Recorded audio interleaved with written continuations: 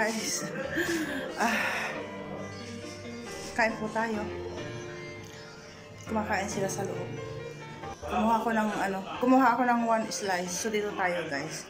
So ayun ang ganap, magulong ganap, masayang ganap. So Happy New Year, Merry Christmas po sa ating lahat.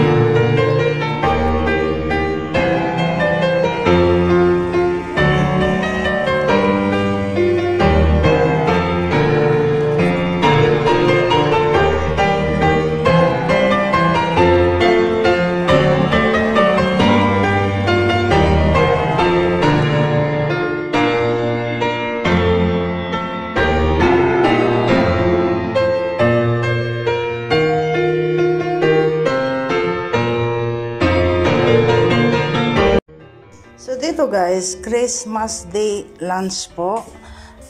Siya po yung bayaw ko na galing sa France. At dito tayo sa kusina. Busy yung aking hipag at yung bilas ko. Siya po. And then alam nyo na, kilala nyo na at nakikita nyo sa mga videos ko noon, nung summer guys, yung hipag ko. At dito, as you can see, ito po yung family house ni Mr.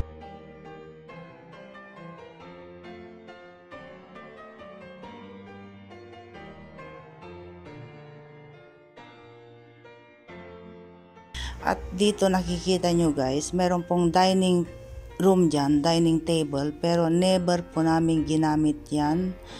Never na ginamit ng hipag ko mula nung mamatay yung mga biyanan ko. So pag may kainan, yan, naglalapag po kami ng lamesa dyan sa may center ng salas. At yung naka beige, bilas ko yun guys. At yung katabi niya na naka gray, yun yung bayaw ko. At yung naka itim, bayaw ko din yan na bunso. At yung hipag ko, kilala nyo na, andyan si Jessie, andyan si Toto, at si Bunso, at andyan si Panganay.